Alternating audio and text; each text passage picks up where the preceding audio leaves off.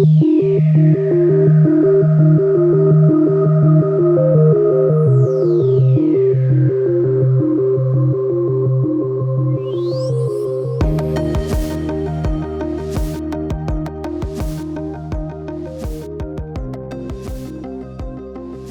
lighting designers, we bear the burden of responsibility to apply our artistry of light in meaningful ways, respect cultures and environments, and we have the privilege to work in and to create balance for healthier living. And I think that's a really nice, succinct way of talking about the challenges that Lee and I are going to share today. No, I think it's the way Barbara words it about the privilege. I mean, we love what we do. We love enhancing environments. We love creating that beautiful place for people to live and work in. So, we try to practice what we preach for sure.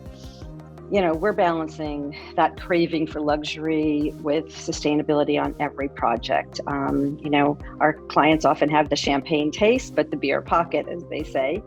But I think, it's honestly, the fundamental design concepts really will remain the same and still has remained the same. But what added value that we're bringing to our projects and to our clients is really introducing some innovative approaches, applying technology, using advanced control opportunities that are out there that are really awesome.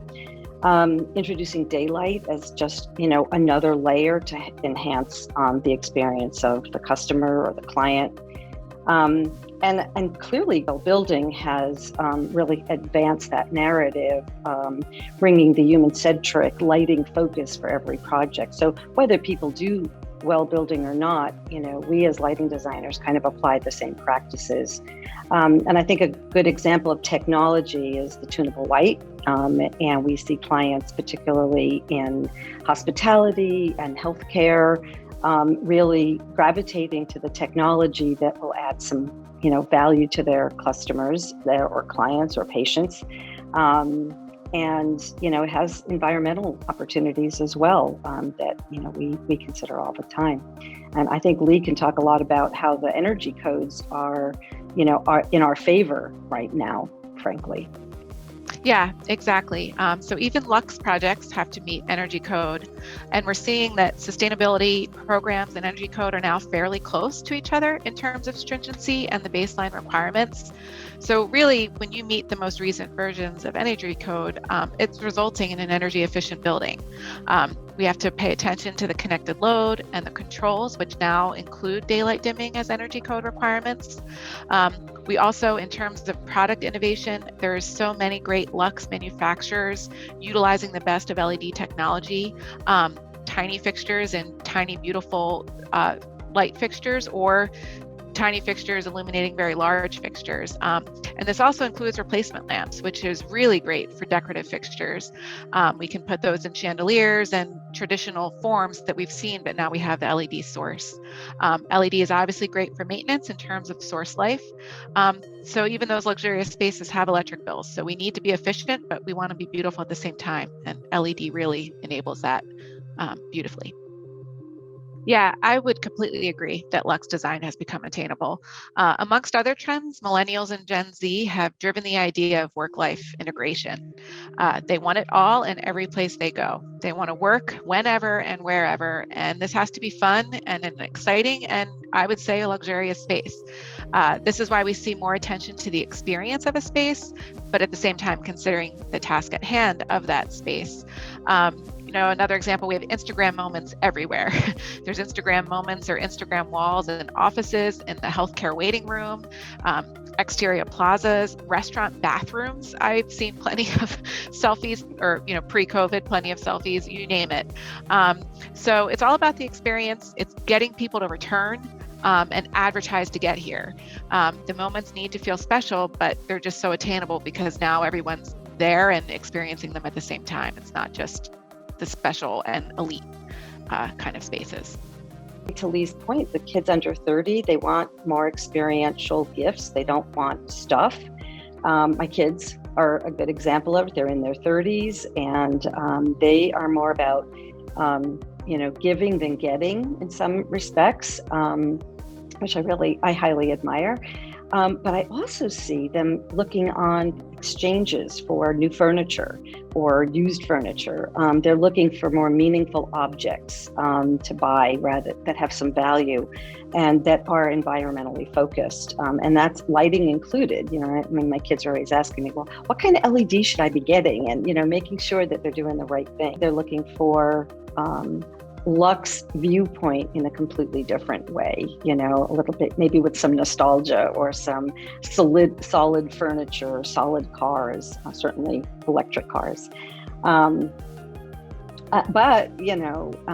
I'm here in Miami in the office, and luxury living is huge.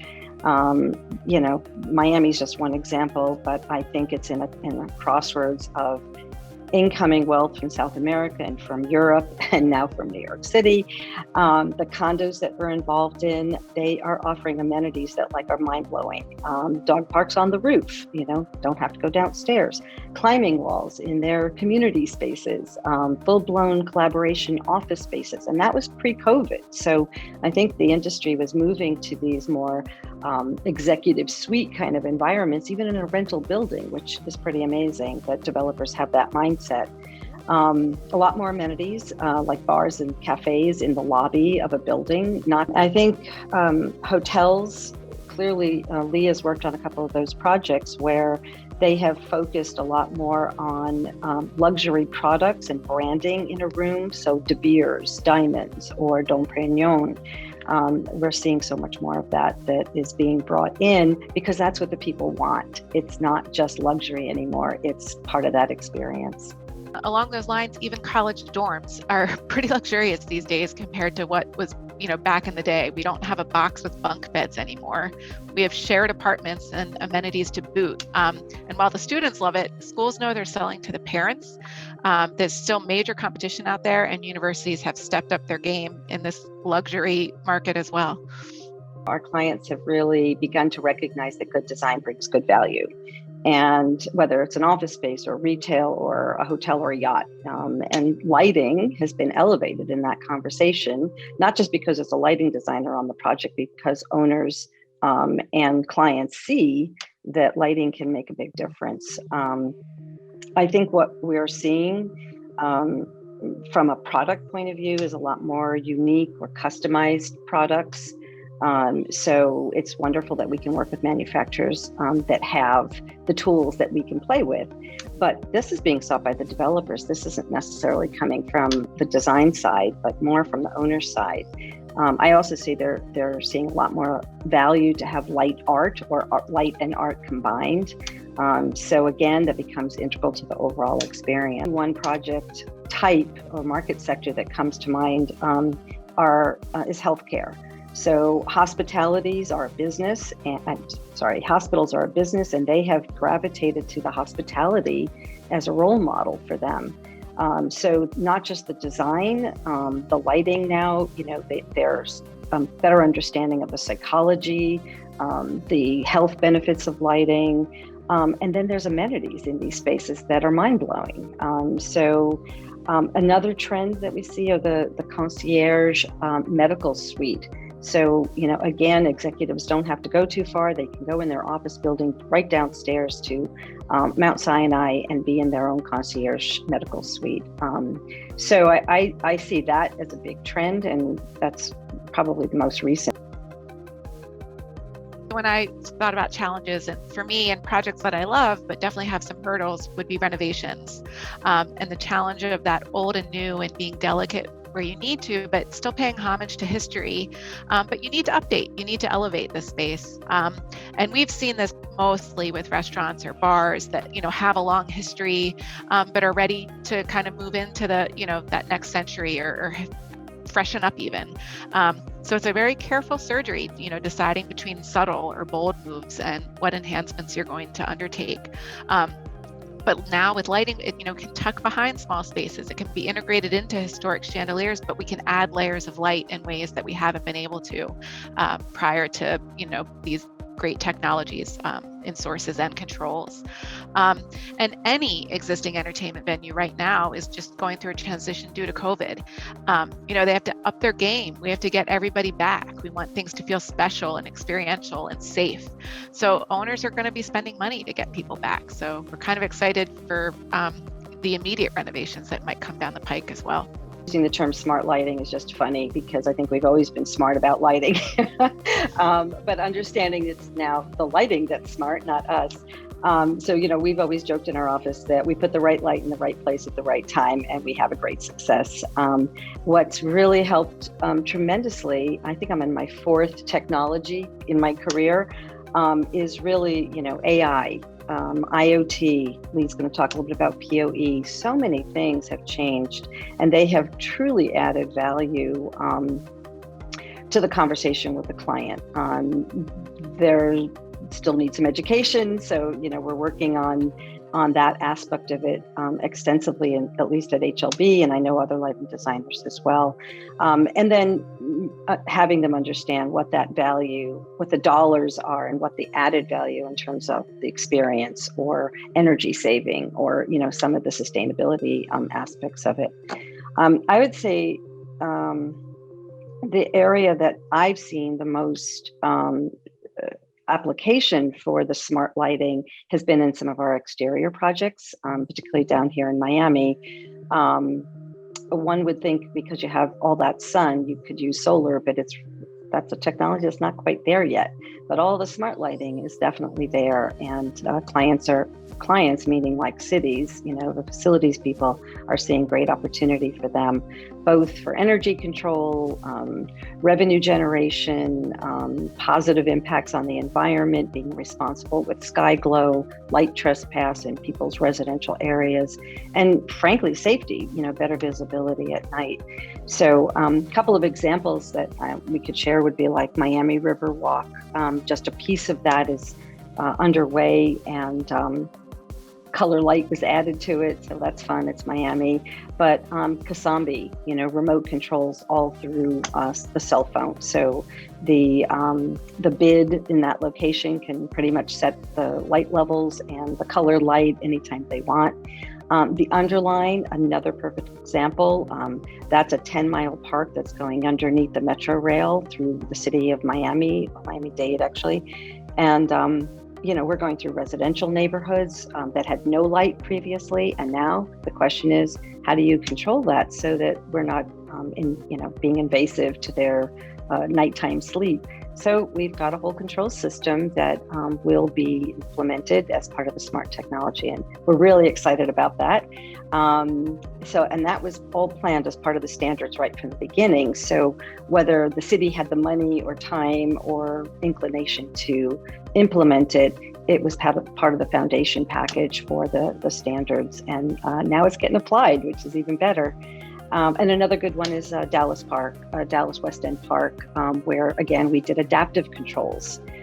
So residential surrounding this park and businesses. So trying to balance, what's the right amount of light and when do you need that light, right light, right place, right time, is really enlivened that park and brought some people to the downtown area that normally might not have gone there. So I think that's really been great. So we have owners coming to us. They want power over Ethernet or PoE or the IoT, or they just want the smart stuff that they have at their house from their phone, with the Hue lamps and Philips and everything that's happening there. They want that in their office or restaurant. They want that tactile control of their environment. So they're asking us to do that for the work we do with them, and we have to deliver that request. And we do. Barbara's totally right. That lighting concept and controls concept are so integrated now, but we have to work really closely with the engineer. We need the system to be delivered properly. We are still not engineers on the backbone end, and they need to be a part of us making sure we wire this properly. I've had consultants that just do data wiring now because this has gone that way. And also we need to commission it. So I feel it's a collaborative process, but Barbara's right. The concept and that system is all one now as far as the lighting goes. And we're taking the lead, we're taking care of that integration and delivering that holistic system, but the whole team has to deliver the nuts and bolts of it all. So it's a good collaboration, but it's fun taking the lead, because now we have to and we want to and we need to. It's funny that you said nuts and bolts when there's really no nuts and bolts Exactly. at all. Exactly. They're curving wires and plugging things, data connections, Ethernet cables. You're right. But I think just overall, it's so clear to us that, traditionally Luxe was talked about with restaurants and hotels, but how much we've talked about how it's really in every single project type.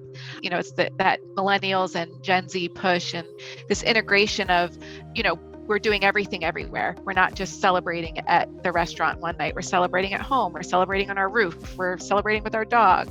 So I think it's because it's everywhere, but it's really exciting. I think we're seeing happy places, happy people, happy team members who are working at firms and offices because they like the environment. I see that the lighting industry on the product side has really elevated.